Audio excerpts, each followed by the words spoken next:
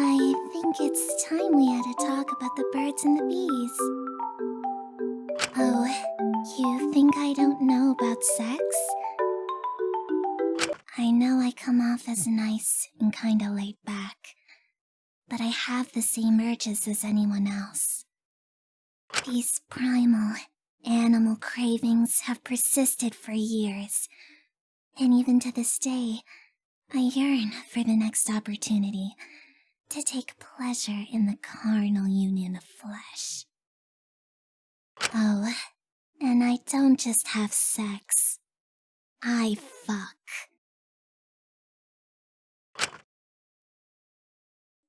Heck, one time a condom snapped off a ding-dong so hard, it bounced around the room and landed in the back of my throat.